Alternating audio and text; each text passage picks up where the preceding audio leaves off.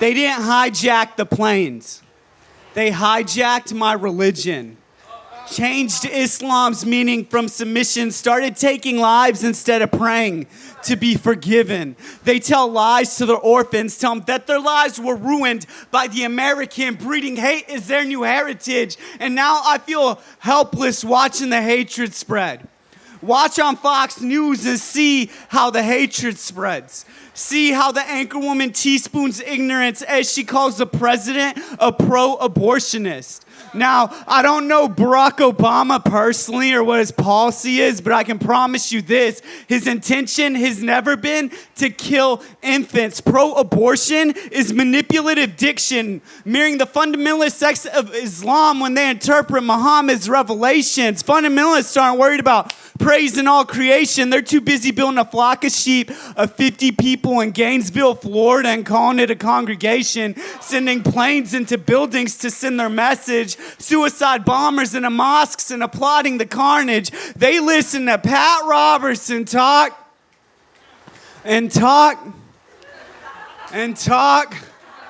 on a show titled For Over 700 Perversions. Do not be mistaken. Osama bin Laden and Saddam Hussein were never friends. Iranians, Iraqis, Pakistanis, and Palestinians are all equally afraid of terrorists. Don't you for 1 second think that I have any less chance of dying on a hijacked plane than you. After 9/11, we were awakened. Our taxes, our government had once taken and given to the Taliban to stop the Russian spread of communism. If you don't believe me, watch Rambo 3. The seed we had planted in hopes that it would blossom grew into a thorn bush. So a scorned George Bush declared a war on terror and labeled our actions justice. But justice is just this. Find out where bin Laden is. But this time, don't kill him.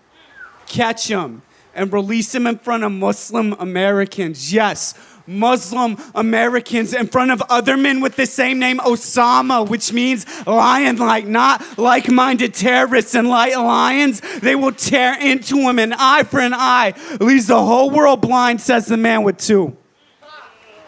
Bin Laden took one of mine over 10 years ago. That's why my religion is now spelled Slam. These fundamentalists now call themselves ISIS. Same evil, different people, different name.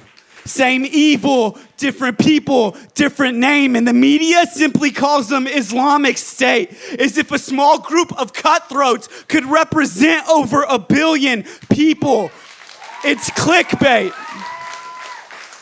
These fundamentalists who attempt to play God need to remember that God has unseated tyrants and kings, dictatorships and democracies, Hitler, Stalin, and Mao Zedong.